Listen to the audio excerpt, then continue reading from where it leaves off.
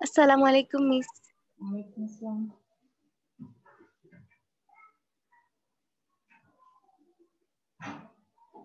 আচ্ছা, দেখি কোথায় আছে।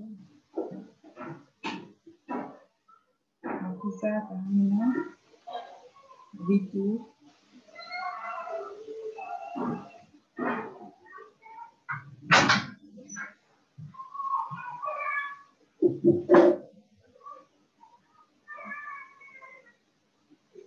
ইফা ইসলামকে, ইফা ইসলাম, ইফা ইসলাম তোমার রোল কত? মিস 208। আমরা এখন ঠিক করব। তোমার পুরো নাম যেন কি? ইফাত আরা মালিহা। হ্যাঁ হ্যাঁ, নামটা ঠিক করো। আমি তো তোমাদের নাম সবার হ্যাঁ চিনি, এজন্যই তো আমার কাছে ইয়ে লাগছে যেটা আবার কি। আচ্ছা ঠিক আছে, তো আমরা হচ্ছে গত ক্লাসে নিতে পারিনি, আমার ল্যাপটপটা নষ্ট ছিল, ঠিক আছে, তো গত ক্লাসে নিতে পারিনি, এখন আজকে আছে, ঠিক আছে। তো আজকে আমরা আমরা তো যেমন দ্বিতীয় অধ্যায় পড়ছি, তোমরা সবাই জানো যে দ্বিতীয় অধ্যায়টা এতদিনে বুঝে গিয়েছো, যেটা আসলে একটা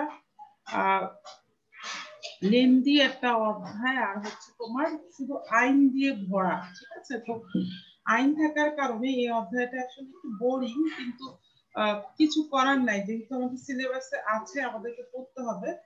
আর আবারও বলছি, যেহেতু যারা থিওরি পছন্দ করো বা ম্যাথে উইক, তাদের জন্য তো মাস্ট ভালো করে পড়তে হবে, কারণ এই অধ্যায় থেকে থিওরির প্রশ্ন হয়। তো তুমি স্ক্রিন দেখতে পাচ্ছ, গত ক্লাসে আমরা বিএসইসি প্রধান কাজগুলো পড়েছিলাম। তো আজকে হচ্ছে আমরা এরপরে যেটা আছে বীমা উন্নয়ন ও নিয়ন্ত্রণ কর্তৃপক্ষ, এটা সম্পর্কে জানবো।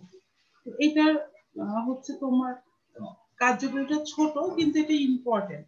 যেগুলো যেগুলো আমি ইম্পর্টেন্ট বলছি তুমি খেয়াল রাখবা, ওগুলা থেকেই হচ্ছে তোমাদের মানে তোমার এমসিকিউ না সিকিউর প্রশ্নটা আসবে। আর এমসিকিউর জন্য তো আসলে ওভারঅল পুরো চ্যাপ্টারই হচ্ছে আমাদের পড়া লাগবে, সেই ক্ষেত্রে তো আর আমাদের কোনো সাজেশন থাকছে না। তো দেখি আমরা যে insurance development and regulatory authority বা বীমা উন্নয়ন এন্ড নিয়ন্ত্রণ কর্তৃপক্ষ জিনিসটা আসলে কি। আমি বইয়ে যাওয়ার আগে একটু তোমাদেরকে জেনারেল হয়ে বলে দিই যে আসলে আমাদের দেশে অনেকগুলো বীমা কোম্পানি আছে, ঠিক আছে। আমাদের দেশে বর্তমানে প্রায় ৭৭টার মতো বীমা কোম্পানি আছে। তো এই বীমা কোম্পানিগুলোকে পরিচালনার জন্য একটা তোমার অথরিটি বা রেগুলেটরি আছে, যার অধীনে বীমা কোম্পানিগুলো চলে, তা না হলে তোরা ওদের মতো করে যা ইচ্ছে তাই করবে। এই যে ৭৭টার মতো বীমা কোম্পানি আমাদের দেশে আছে, এগুলো তো নিয়ন্ত্রণের জন্য যে কর্তৃপক্ষটা কাজ করে, সেটাকে আমরা বলছি বীমা উন্নয়ন ও নিয়ন্ত্রণ কর্তৃপক্ষ। ইংরেজিতে যদি আমরা বলি insurance development and regulatory authority. এই নামের বানানটা আমরা ইংরেজিতেও শিখবো, আমাদের অনেক সময় জ্ঞানমূলকে প্রশ্নে আসে, ঠিক আছে। IDRA এর পূর্ণরূপ লেখো, ঠিক আছে, যে ভেতরেই তোমরা পড়ানোর সময় দেখতে পারবা, তখন কিন্তু আমাদের একটা বানান সহ লেখা লাগবে, কাজে আমরা এটা বাংলা এবং ইংরেজি দুটার বানানই শিখে নেব। আচ্ছা, তাহলে হচ্ছে আমরা বইয়ের মূল পড়ায় চলে যাচ্ছি। আমরা বীমা উন্নয়ন, তোমাদের আমার বইতে হচ্ছে এটা ৮৬ পৃষ্ঠায়, ঠিক আছে। তোমাদের বইতে দেখো এরকম আশেপাশে পৃষ্ঠাই হবে 2.20, এটা কিন্তু চেঞ্জ হয় না, এই নাম্বারটা একই থাকছে। আচ্ছা, তো একটু আমরা দেখি যে কি আছে আমাদের এখানে। দেখো বলেছে যে বীমা 2010 সালে ৩ মার্চ বীমা শিল্পের আইনগত কাঠামোকে আরো শক্তিশালী করার জন্য এবং এটার কার্যক্রমকে আরো গতিশীল করার জন্য দুটি আইন সংসদে গৃহীত হয়। আইন দুটি হলো বীমা আইন 2010 ও বীমা উন্নয়ন ও নিয়ন্ত্রণ কর্তৃপক্ষ আইন 2010। তাহলে দেখো এখানে বলেছে যে বীমা ব্যবসাকে তোমার আরো বেশি তোমার তোমার উন্নত এবং তোমার বীমা ব্যবসাটাকে নিয়ন্ত্রণ করার জন্যই হচ্ছে তোমার যে আইনটা করা হয়েছে সেটা হচ্ছে 2010 সালের তোমার হচ্ছে 3 মাস, ঠিক আছে, মার্চের 3 তারিখে। তো দুইটা আইন, একটা হচ্ছে বীমা উন্নয়ন ও নিয়ন্ত্রণ যেই তোমার আইনটা, আর একটা হচ্ছে তোমার আহ বীমা কর্তৃপক্ষ আইন, বীমা উন্নয়ন ও নিয়ন্ত্রণ কর্তৃপক্ষ আইন, সেটা ঠিক আছে। তাহলে এই দুইটা আইন হচ্ছে তোমার 2010 সালে 3 মার্চ করা হয়েছে। এখন আবার বলেছে দেখো, এই নতুন দুটি আইন 17 মার্চ 2010 থেকে কার্যকর হয়। তাহলে এই যে যে বিষয়টা, এখানে অনেক কিছু আছে, তাহলে আমাদেরকে একটা জিনিস খেয়াল রাখতে হবে, বীমা উন্নয়ন ও কর্তৃপক্ষ আইনটা কত সালে?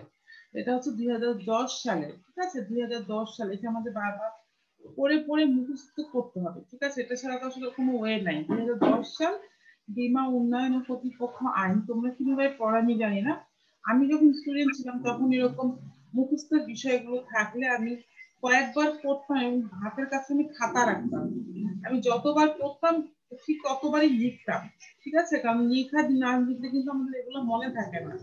এই সালগুলো আমাদেরকে বারবার পড়ে এবং লিখে আমাদের মনে রাখতে হবে, ঠিক আছে। তো দেখো এরপরে বলেছে যে আমাদের দেশে বর্তমানে 77টি বীমা কোম্পানি তাদের কার্যক্রম পরিচালনা করছে।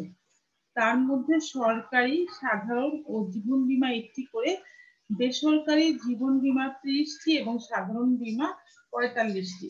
আমরা যেহেতু বীমার চ্যাপ্টার অলরেডি পড়েছি, আমরা কিন্তু সবাই জানি যে বীমা মূলত দুইটি ধরনের, একটা হচ্ছে সাধারণ বীমা যেটার মধ্যে সম্পত্তি গুলো পড়ে, আর একটা হচ্ছে জীবন বীমা যেটা হচ্ছে মানুষের জীবন রিলেটেড। তো এর মধ্যে অনেক কিছু আছে তোমার, অগ্নি, নৌ, আমরা বিভিন্ন টাইপের বীমা আগেই দেখে এসেছি। তো এরকম করে আমাদের দেশে দেখো এরকম আর সরকারি যে বীমাগুলো আছে সেটা শুধুমাত্র একটা জীবন বীমা, কিন্তু বেসরকারি দেখো তোমার 30টি হচ্ছে জীবন বীমা আর সাধারণ বীমা হচ্ছে 45টি। তাদের একটি সমন্বিত আইন ও নির্দেশনা অধীনে নিয়ন্ত্রণ হওয়ার প্রয়োজন এবং এটি শক্তিশালী নিয়ন্ত্রণ কর্তৃপক্ষ দ্বারা তদারকি করা প্রয়োজন। সেই লক্ষ্যে বীমা উন্নয়ন ও নিয়ন্ত্রণ কর্তৃপক্ষ নিম্ন কার্যাবলী সম্পাদন করে থাকে।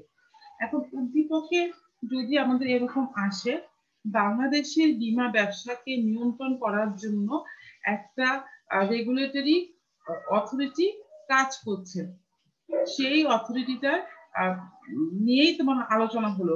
নাম্বারে তোমাকে প্রশ্ন করলো যে বীমা ব্যবসায়ের জন্য নিয়ন্ত্রণের জন্য যে রেগুলেটরি অথরিটি আছে তার নাম কি? তখন কিন্তু তোমার এই নামটা পুরো বলতে হবে তোমার জ্ঞানের উত্তরে, বীমা উন্নয়ন ও নিয়ন্ত্রণ কর্তৃপক্ষ। তারপরে তোমাকে প্রশ্নে বলতে পারে ওই ওই যে কর্তৃপক্ষ আছে তার কার্যগুলি কি, ঠিক আছে, বা তার কাজ কি। তো সেই জন্য তখন আমার এই কাজগুলো আবার হচ্ছে আমার সৃজনশীল প্রশ্নে লিখতে হতে পারে। তো কাজগুলো কিন্তু তোমরা, আমি আগে বলছি, যদি বুঝে ফেলো তাহলে 2-3টা নিজে বানিয়ে লিখতে পারবা, ঠিক আছে।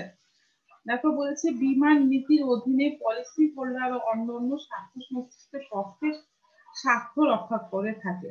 পলিসি হোল্ডার কারা? যে বীমা করে, ধরো তুমি বীমা করেছো, তুমি পলিসি হোল্ডার। তো বীমা নীতির বা বীমা যে আইনটা আছে সেটা অধীনে তোমার স্বার্থের কোনো হানি হলো কিনা, পক্ষান্তরে বীমা কোম্পানিরও কোনো স্বার্থের হানি হলো কিনা, এই দুইটা জিনিস খেয়াল রাখে হচ্ছে তোমার এই বীমা উন্নয়ন ও নিয়ন্ত্রণ কর্তৃপক্ষ। তারপর বলেছে কার্যকরভাবে বীমা শিল্প নিয়ন্ত্রণ ও তদারক করে থাকে। এটা বোঝানোর কিছুই নাই। বীমা শিল্পের শৃঙ্খলা ও ধারাবাহিকতা বৃদ্ধি নিশ্চিত করে থাকে, আর সুশৃঙ্খল ও ধারাবাহিকতা বৃদ্ধি নিশ্চিত করে থাকে। তাহলে বীমা শিল্পটাকে মূলত সুশৃঙ্খল, ধারাবাহিক আর হচ্ছে তোমার সুন্দরভাবে চালানোর জন্যই তো আসলে এই আইনটা করা হয়েছে বা এই অথরিটিটার কাজ। ওরা দেখে যে নিয়ম নীতি মেনে সবাই বীমা করছে কিনা। এরপরে বলেছে যে বীমা শিল্পকে দেশের একটি প্রধান আর্থিক সেবা প্রদানকারী কর্পোরেট সেক্টর হিসেবে তৈরি করা।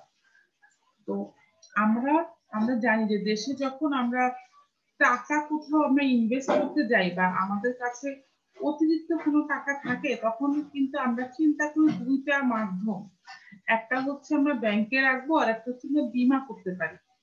তো যেহেতু এটা আমাদের অত্যন্ত গুরুত্বপূর্ণ একটা আর্থিক সেবা প্রদানকারী খাত, তো এই খাতটা যাতে তোমার আরো উন্নত হয়, আরো তোমার মানুষকে বেশি সেবা দিতে পারে, সেটা হিসাবে যাতে প্রকাশ পায়, এই জন্য এই কর্তৃপক্ষটা কাজ করে। ঠিক আছে, এটা কিন্তু একটা সরকারি উন্নয়ন কর্তৃপক্ষ। এটার অধীনে সরকারি বীমা প্রতিষ্ঠানও আছে এবং বেসরকারিটাও আছে। এরপরে বলেছে যে পলিসি হোল্ডার ও অন্যান্য স্বার্থ সংশ্লিষ্ট পক্ষের কথা বিবেচনা করে আন্তর্জাতিক বীমা আইনের সাথে সামঞ্জস্যপূর্ণ আইন তৈরি করা। তাহলে আমাদের দেশের সাথে আন্তর্জাতিক আইনটা যাতে মিলে যায়, এই জন্য সামঞ্জস্যপূর্ণ আইন তৈরি করে।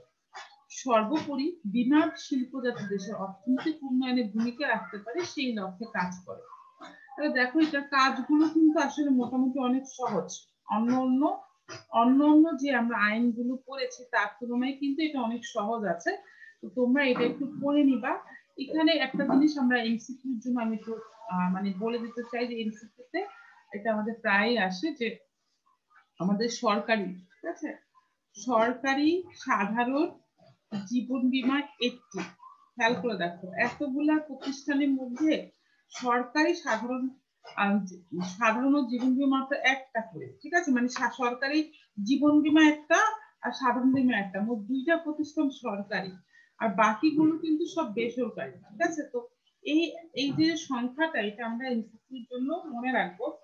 বেশিরভাগই সরকারিটা আসে। ঠিক আছে, সরকারি বীমা প্রতিষ্ঠান বাংলাদেশে কয়েকটি, বেশিরভাগই সরকারিটা মিস আছে। হ্যাঁ বলো। মিস আমাদের বই তো 62টি বীমা কোম্পানি দেওয়া আছে, আচ্ছা, আমি ওটা কিন্তু আগেও আপনার বই বলেছিলাম। হ্যাঁ, আমার বইটা হচ্ছে নতুন এডিশন। ঠিক আছে, একদম এইবারে যারা ফার্স্ট ইয়ারে পড়ছে তাদের। তো যেহেতু এডিশন চেঞ্জ হয়েছে, বুঝতে পারছো, দেশে আরো প্রতিষ্ঠান বেড়েছে, এই কারণে হচ্ছে জি মিস, 77টি তাহলে আছে। কি আমরা 77টি দিব? হ্যাঁ, তোমরা হচ্ছে কি তোমাদের বই নিয়ে যেহেতু বসেছো, আমার যে সংখ্যাগুলো আসছে ওগুলো তোমরা কলম দিয়ে লিখে রাখো সাইডে।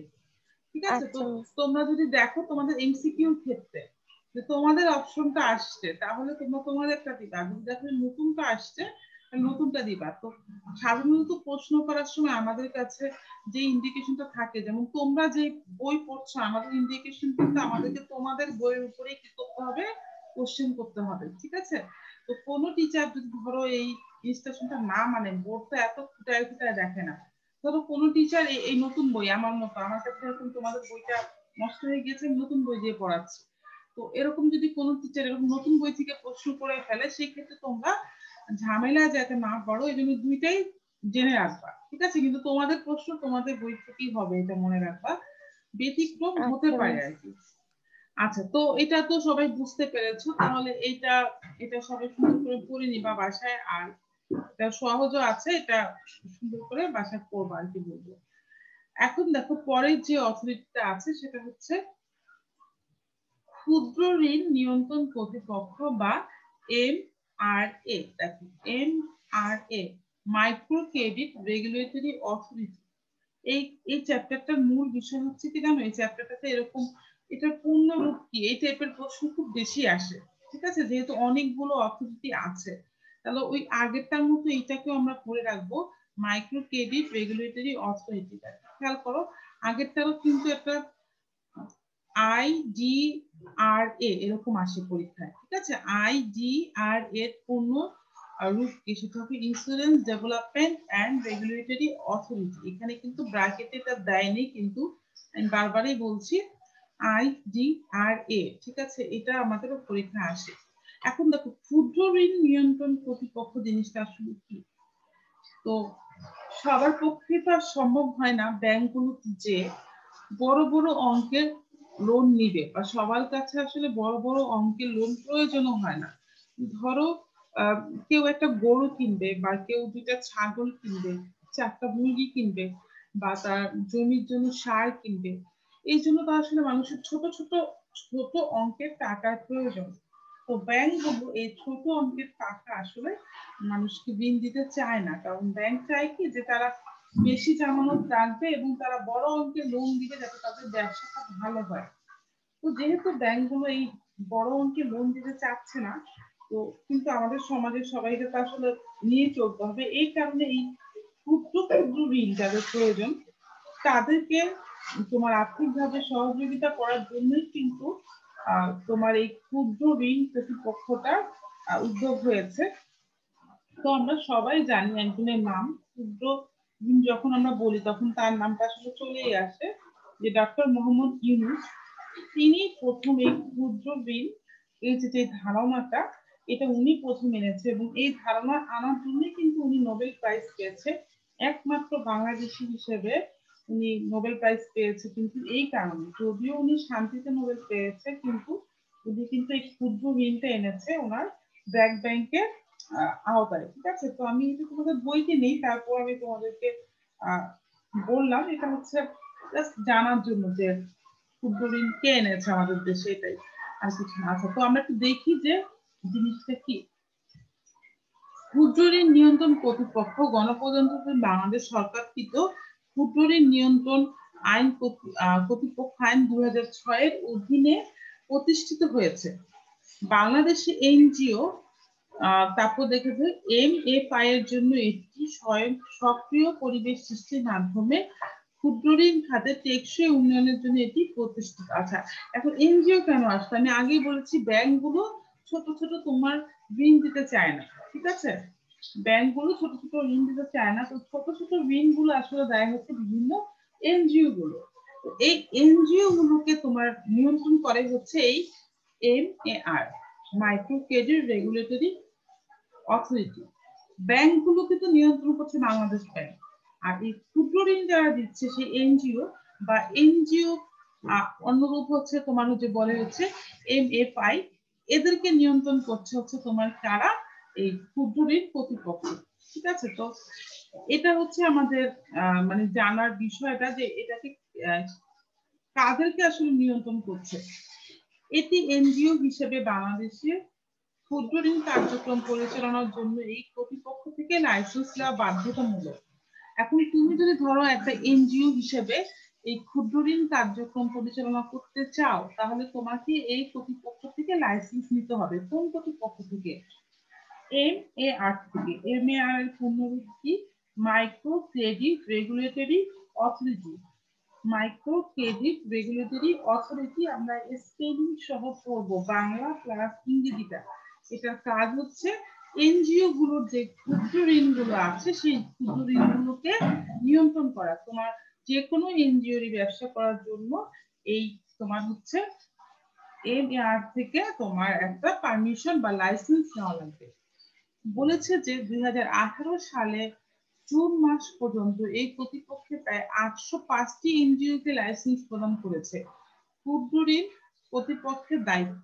তাহলে 2018 সালের জুন মাস পর্যন্ত খেয়াল করে দেখো, এখানে 2018 জুন মাসের হিসাবটা এসছে, তাহলে এখন 2020 চলতেছে, ইভেন 2020-এর কিন্তু হিসাবটা আসে নাই। তাহলে যখন নতুন বইটা আসবে আবার আগামী বছর, দেখবে যে সেখানে সংখ্যাটা আবার বেড়ে যেতে পারে যদি নতুন এনজিও আসে। তো এই কারণে আমাদের এই সংখ্যাগুলো আসলে এডিশন অনুযায়ী চেঞ্জ হয়। এখন দেখো এই কর্তৃপক্ষের দায়িত্ব কি? এই কর্তৃপক্ষের দায়িত্ব হচ্ছে মাইক্রো ফাইন্যান্স ইনস্টিটিউশন। দেখো আমরা এরকম একটা একটু আগে দেখেছি MFI, এটার পূর্ণ একটু আগে আমরা দেখেছি মাইক্রো ফাইন্যান্স ইনস্টিটিউশনস কে লাইসেন্স প্রদান করা, যাতে তারা নির্দিষ্ট আইনের আওতায় প্রতিষ্ঠান পরিচালনা করতে পারে। তাহলে এই এনজিও গুলোকে আসলে লাইসেন্স দেয়। এনজিও গুলোর মধ্যে ধরন আছে, এনজিও গুলোর মধ্যে যারা ক্ষুদ্র ঋণ নিয়ে কাজ করে তাদেরকে বলা হয় MFI। MFI, micro finance institution. ঠিক আছে, তাদেরকে পরিচালনার জন্য তাদেরকে লাইসেন্স দেয় হচ্ছে এই ক্ষুদ্র ঋণ কর্তৃপক্ষ। এছাড়া হচ্ছে তোমার মাইক্রো ফাইন্যান্স প্রতিষ্ঠানগুলোর লাইসেন্সের শর্তসমূহ ঠিকঠাক ভাবে মেনে চলছে কিনা তা নিশ্চিত করা। এগুলো আমরা বানিয়ে দিতে পারি, তাই না? একবার মিনিং জিনিসটা কি এটা জানলে আমরা 2-3টা জিনিস বানাতেই পারি। এরপরে হচ্ছে লাইসেন্স বা চলমান তদারকির কোনো শর্ত পূরণে ব্যর্থ হলে প্রতিষ্ঠান নিষেধাজ্ঞা আরোপ করা। যেমন ধরো কোনো প্রতিষ্ঠান যদি কারোর সাথে 2 নাম্বারি করে টাকা ঋণ দিয়ে থাকে, বা খুব বেশি জোরপূর্বক বেশি সুদের হারে ঋণ আদায় করে থাকে, তাহলে যে কোনো প্রতিষ্ঠানের লাইসেন্স বাতিল করার অধিকারও এই তোমার ক্ষুদ্র ঋণ কর্তৃপক্ষ রাখে। ঠিক আছে, তো এই দেখো মাত্র 3টা কাজ। একটা কাজ হচ্ছে প্রতিষ্ঠানগুলোকে আইন অনুযায়ী লাইসেন্স প্রদান করা, আরেকটা হচ্ছে তদারকি করা যে ঠিকঠাক মতো চলছে কিনা, এবং আরেকটা হচ্ছে কেউ যদি ঠিকঠাক মতো না চলে তাহলে তার লাইসেন্সটা বন্ধ করে দেওয়া। এই দেখো সহজ তিনটা শর্ত, ঠিক আছে? একটা হচ্ছে যে লাইসেন্স দেওয়া, তদারকি করা ঠিকঠাক মতো চলছে কিনা, আর একটা হচ্ছে ঠিকঠাক মতো না চললে বন্ধ করে দেওয়া। তো এই হলো আমাদের MRA বা মাইক্রো ক্রেডিট রেগুলেটরি অথরিটি তিনটি কাজ। পরীক্ষায় আমরা উদ্দীপকে আসি কিভাবে বুঝবো যে MAR এর কথা বলা হয়েছে, কারণ এই চ্যাপ্টারে অনেকগুলো আইন এবং নিয়ন্ত্রণ সংস্থা নিয়ে আছে।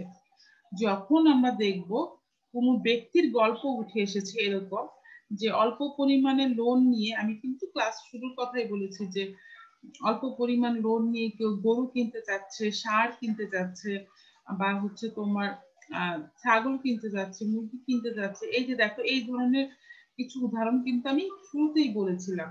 কেন এই ধরনের গল্প আমাদের উদ্দীপকে চলে আসতে পারে?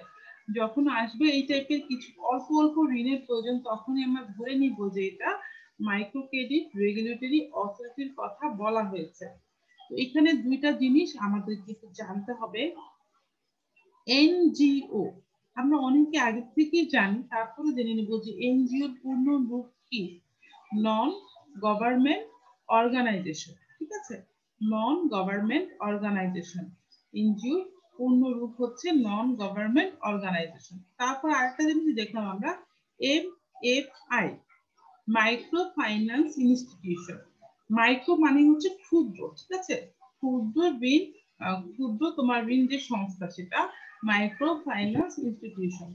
তাহলে দেখো নিজেরাই বুঝতে পারছো এখানে তোমার হচ্ছে এমসিকিউর জন্য অনেক কিছুই আসতে পারে। এমসিকিউ প্লাস সৃজনশীল আসতে আমরা কিরকম আসবে সেটা আমি বলে দিলাম, পরে তো আমরা সৃজনশীল পড়বই।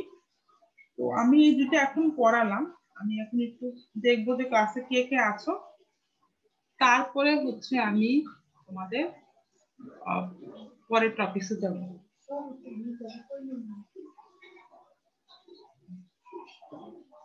আচ্ছা দাঁড়াও, আমি হচ্ছে এখন তোমাদের দেখি কে কে আছো ক্লাসে।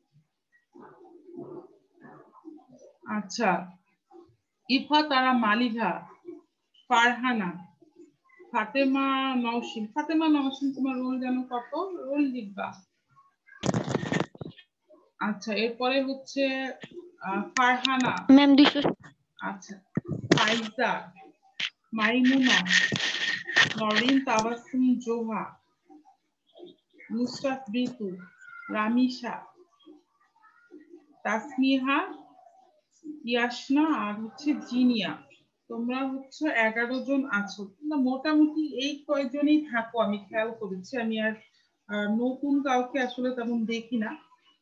তো একজন শুধু যখন পরীক্ষা হয় তখন হচ্ছে প্রমোশনের জন্য তখন ফোন দিয়ে কত কত নাম, কত নাম্বার থেকে ফোন আসে, পরে ক্লাসে আর এদের কোনো দেখা নাই। আচ্ছা, এখন বলো তো, আমি আজকে দুইটা পড়িয়েছি ক্লাসে, একটা হচ্ছে বীমা উন্নয়ন কর্তৃপক্ষ, আর একটা পড়লাম হচ্ছে ক্ষুদ্র ঋণ কর্তৃপক্ষ যেটা। তো এই দুইটার মধ্যে তোমাদের কোনো প্রবলেম আছে কিনা একটু দেখে আমাকে বলো।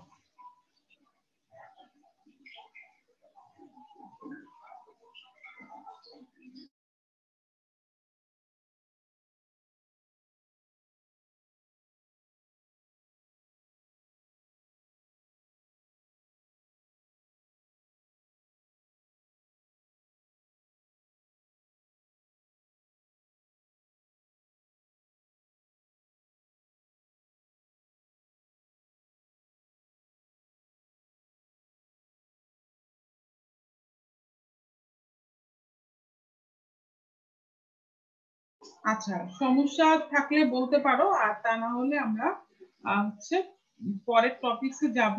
বুঝতেই পারছো যে এই অধ্যায়টাই এরকম যে নিজেদের দায়িত্ব অনেক বেশি।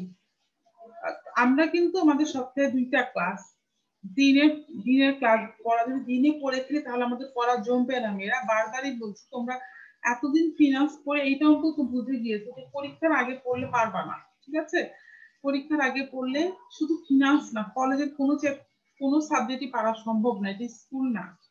তো তোমাদেরকে এখন সেকেন্ড ইয়ারে পড়ো, কদিন পরে তোমাদেরই পরীক্ষা, এখন বলার একটা সময় না, তারপরে তোমরা ভুলে যাও। এই জন্য বলি যে দিনের পড়া দিনে পড়বা। যে আজকে আমি যে 2টা বা 3টা পড়াচ্ছি, তোমরা যদি আজকেই পড়ে ফেলো তাহলে তোমাদের পড়াটা জমছে না এবং তোমাদের মনেও থাকবে। তোমরা যদি পরীক্ষার আগের দিন বের করে পুরো 4টা 5টা চ্যাপ্টার একসাথে পড়তে চাও, তখন তোমার মাথায় কেন, পৃথিবীর কারো মাথায় এটা থাকবে না। যারা ভালো রেজাল্ট করে তারা সব সময় রেগুলার পড়ে, ঠিক আছে? পড়াশোনার একটা রুটিন থাকবে যে আমি প্রতিদিনই পড়বো। আমাকে আমি 1 ঘন্টা হোক 2 ঘন্টা হোক আমি প্রতিদিনই বই নিয়ে বসবো এবং 3টা করে ক্লাস হচ্ছে, যেই ক্লাসগুলো হচ্ছে দিনের পর আমি দিনেই পড়ে ফেলবো, ঠিক আছে? আর যারা বেশি ভালো করতে চাও তারা হচ্ছে যে আমরা কিন্তু অনেকদিন যাবত থিওরি পড়ছি, অঙ্কের সাইড গুলো কিন্তু তোমাদেরকে প্র্যাকটিস করতে হবে, ঠিক আছে? যেমন এই অধ্যায়টা শেষে আমরা কিন্তু অঙ্কে চলে যাবো, এরপরে কিন্তু আমাদের ফিনান্স শেষ হয়ে যাচ্ছে, অঙ্কে শুধু আমাদের একটা অধ্যায় বাকি আছে আর আমাদের পুরো চ্যাপ্টারই শেষ, পুরো বই শেষ। তো এরপরে দেখো যে নিজেদের মধ্যে কিন্তু প্র্যাকটিসটা করতে হবে, যে যেহেতু এখন আমাদের অনেকেরই প্রাইভেট টিউশনটা বন্ধ, কলেজ বন্ধ, কিন্তু পরীক্ষা কিন্তু হবে, তোমাদের কিন্তু আবার অটো পাস হবে এটা তোমরা ধরে নিও না, ঠিক আছে? স্কুল কলেজ কিন্তু খুলে দিবে আর তোমাদের পরীক্ষা হবে। তো সেই জন্য তোমাদেরকে মানে সুন্দর করে প্রিপারেশন নিতে হবে, বরঞ্চ আগের থেকে নিজেদের দায়িত্বটা বেশি। কারণ বাসায় টিউটর নাই, কলেজ বন্ধ, তারপরে তোমার হচ্ছে আমরা সরাসরি তোমাদের কাছ থেকে পড়া আদায় করতে পারছি না। তো এই জন্য নিজের দায়িত্বটা নিজেরই, ঠিক আছে? তোমার পড়াশোনা এরকম একটা বিষয়, এটা কেউ তোমার কাছ থেকে কখন নিতে পারবে না, ঠিক আছে? তুই এই একটা জিনিস, আমি মনে করি 2টা জিনিস, একটা হচ্ছে তোমার আমল, মানে মুসলিম হিসাবে তুমি যে ইবাদতটা করো সেই ইবাদত, আর এই যে তোমার পড়াশোনার সার্টিফিকেট, এই 2টা জিনিস অংশীদার আসলে কেউ হতে পারে না, ঠিক আছে? এটা সম্পূর্ণ তুমি তোমার নিজের জন্য করছো। তোমার বাবা মাও তোমার সার্টিফিকেট বা তোমার আমল নিয়ে নিতে পারছে না, বা আমরা শিক্ষক নিতে পারছি না। এটা সম্পূর্ণ নিজের জন্য করছো, এটা মনে রাখবা। একটা সময় পস্তাবা, তো যখন পস্তাবা তখন সময় থাকবে না। তো এই জন্য এখন থেকেই সিরিয়াস হয়ে পড়ো, যাতে ভবিষ্যতে নিজের একটা পরিচয় হয়, নিজের একটা নিজের জন্য নিজে কিছু বলতে পারো, ঠিক আছে? তুমি পাস করলা কিন্তু তুমি কিছু জানো না, ওই পাশের তো আসলে কোনো মূল্য নেই, ঠিক আছে? তো তোমাকে জেনে হচ্ছে পড়তে হবে, তাহলেই দেখবে যে ভবিষ্যতে কিছু করতে পারবা। আচ্ছা, তো তোমরা যেহেতু কিছু বলছো না, তো আমি ধরেই নিলাম যে তোমাদের সমস্যা নাই। এরপরে দেখো আরেকটা আইন নিয়ে বলেছে, অংশীদারি আইন 1932। এটা আমি আসলে এখানে পড়াবো না, কারণ অংশীদারি আইন তোমরা বিজনেস অর্গানাইজেশন অনেক ভালো করে করে ফেলেছে এবং আমার থেকে বেশি জানো অংশীদারি আইন নিয়ে। এইখানে এই যে ফিনান্সে অংশীদারি আইন, শুধু তুমি মনে রাখবা আইনের সালটা খুব মনে রাখতে হবে। অংশীদারি আইন কত সালে? 1932 সালে। এবং অংশীদারদের মধ্যে কিভাবে মুনাফাটা বন্টন হয়, ঠিক আছে? তো এটা আমি দেখেছি তোমাদের যখন ভাইবা হয়েছে, তো মিনু ম্যাডাম বা হোসনা ম্যাডাম যেই হোক প্রশ্ন করেছে, অনেক মেয়েরা উত্তর দিতে পারো না যে অংশীদারদের মধ্যে মুনাফা কিভাবে বন্টন হয়, যদি চুক্তিতে উল্লেখ থাকে বা না থাকে। তো এই জিনিসগুলা কিন্তু এখানে আছে, তুমি তো তোমার ম্যানেজমেন্টে পড়েছো, এখানেও আবার পেয়ে যাবা। তাহলে এই ধারাগুলো আমাদের এত মনে রাখা লাগবে না, কত ধারায় বলেছে, শুধু আইনটা কত সালে আর অংশীদারদের মধ্যে মুনাফা কিভাবে বন্টন হচ্ছে, চুক্তি কিভাবে বন্টন হচ্ছে সেটা করে নিবা। এরপর দেখো কোম্পানি আইন 1994। এটার কথা আমি সেম বলবো, কোম্পানি আইনও তোমরা বিজনেস অর্গানাইজেশন ম্যানেজমেন্টে অনেক ভালো করে পড়েছো। এটার ফিনান্সে আবার রিপিট করার কোনো কারণ নাই, বরঞ্চ এখানে অনেক কম আছে। তো এখানে প্রথমে দেখো কোম্পানির সংজ্ঞাটা, এটা একটু বলে দেই যে কোম্পানি বলতে এই ধরনের এই আইনের অধীনে গঠিত এবং নিবন্ধিত কোনো কোম্পানি বা বিদ্যমান কোম্পানিকে বোঝায়। মানে কোম্পানি কি, এই 1994 সালের আইন অনুযায়ী যে প্রতিষ্ঠানগুলো নিবন্ধন করা হবে তাকে আসলে আমরা কোম্পানি বলবো। এখানে ফিনান্সে এই দুটা তেমন ইম্পর্টেন্ট না, ঠিক আছে? কিন্তু এমসিকিউর ক্ষেত্রে সালগুলো ইম্পর্টেন্ট, যে কোম্পানি আইন কত সালের, অংশীদারি আইন কত সালে, ঠিক আছে? আর ভেতরের পড়াগুলো সেই ম্যানেজমেন্টের মতো একই। এই দুইটা আমার ডিটেলস আলোচনা করা এখানে কিছু নেই। এরপরেটা দেখো, এই যে আমাদের কোম্পানি আইন নিয়ে আছে। এরপর আছে তোমার ব্যাংকিং কোম্পানি আইন। তো ব্যাংকিং কোম্পানি আইন আমরা একটু পড়বো, যেহেতু আমাদের চ্যাপ্টারের নাম হচ্ছে তোমার ব্যাংকিং, ব্যাংক ফিনান্স, ব্যাংকিং ও বীমা। তো এখানেও আমাদের খুব বেশি যে পড়ার দরকার আছে সেটা না, শুধুমাত্র হচ্ছে আমরা আইনটা কত সালে সেটা পড়বো, এটা পড়লেই হচ্ছে আমাদের অ্যান্সার করা যাবে। আমি আগেই বলেছি যেগুলো ইম্পর্টেন্ট না ওগুলো আমরা ওরকম ডিটেলস করবো না, শুধু এমসিকিউ জন্য একটু জেনে রাখবো। তো ব্যাংকিং কোম্পানি আইনটা কত সালে? এটা 1991 সালে। এই আইনটা করা হয়েছে আমাদের যে ব্যাংকগুলো আছে সেই ব্যাংকগুলোর তহবিলের কি পরিমাণ হবে, তারা কিভাবে বিনিয়োগ করবে, কিভাবে মুনাফা বন্টন করবে, কিভাবে তহবিল সংরক্ষণ করবে, এই সকল কিছু দিক নির্দেশনা দেওয়ার জন্যই ব্যাংকিং কোম্পানি আইন 1991 তোমার চালু হয়েছে। তো এখানে দেখো প্রথমেই যে সংজ্ঞা দেয়, যে কোনো আইনেই তোমরা দেখবা যে কোনো আইন যখন পড়বা তখনই প্রথমে দেখবা সংজ্ঞা দিয়ে শুরু করবে। আমরা তো আসলে আইন পড়বো যখন আমরা হচ্ছে বিবিএ তে উঠবো, আমরা থার্ড সেমিস্টারে বা ফোর্থ সেমিস্টারে আমাদের এরকম বিজনেস ল, ঠিক আছে, বিজনেস ল নামে আমাদের একটা সাবজেক্ট থাকবে। সেখানে আমাদের এরকম অনেক অসহস্র আইন পড়তে হবে, তারই এক নমুনা তোমরা এখানে পাচ্ছ। তো তখন দেখবা যে এরকম যে কোনো ল এরকম তোমার হচ্ছে ধারা দিয়ে শুরু হয়। ধারাগুলো আমাদের জন্য তেমন ইম্পর্টেন্ট না এখন আমাদের কলেজ লেভেলে। তাহলে আমরা শুধু জেনে রাখবো ব্যাংক বলতে কি বোঝাচ্ছে।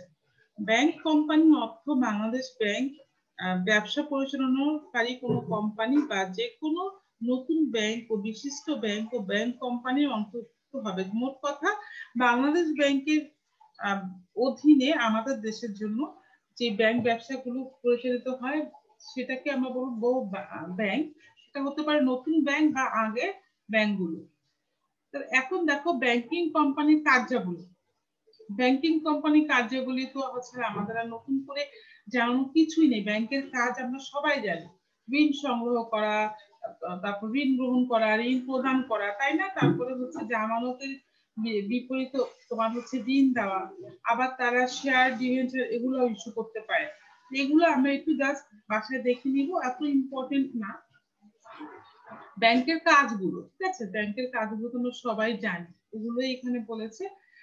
ব্যাংকিং কোম্পানির তহবিল সম্পর্কিত ধারণা, এটা আমাদের এত কষ্ট করে পড়ার দরকার নেই, কারণ আসলে এই টপিকটা আমি আগেই বলেছি তোমাদের। দেখো আইনের ধারা দেওয়া, যেহেতু ধারা দেওয়া এখানে আমাদের বানানো কিছু নাই, ঠিক যেরকম আছে ঠিক সেভাবে আমাদেরকে করতে হবে।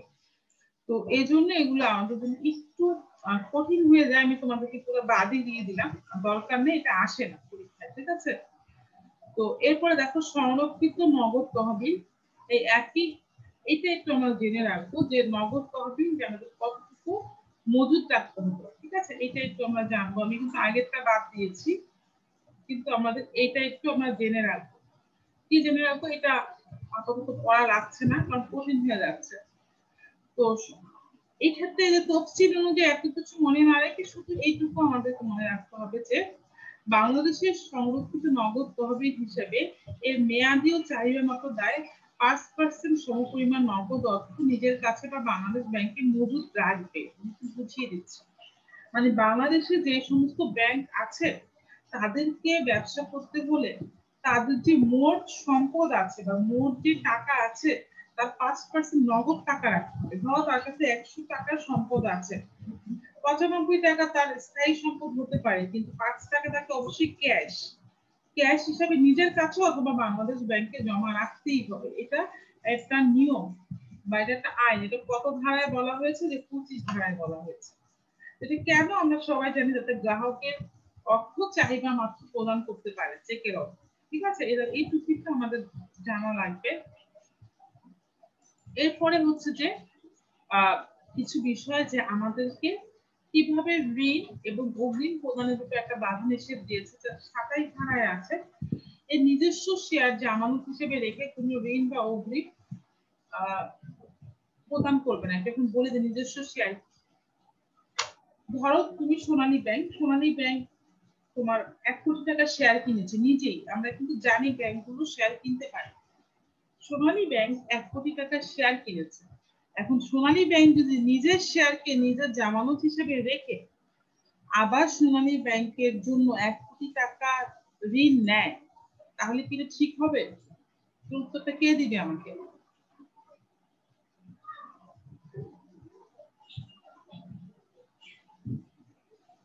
আচ্ছা ঋতু, আচ্ছা বলো তো, আমি একটা প্রশ্ন করেছি। সোনালী ব্যাংকের 1 কোটি টাকার শেয়ার আছে, সে যদি নিজের 1 কোটি টাকার শেয়ার নিজে জামানত হিসেবে রেখে আবার নিজের নামে 1 কোটি টাকা ঋণ নেয়, সেটা কি ঠিক হবে?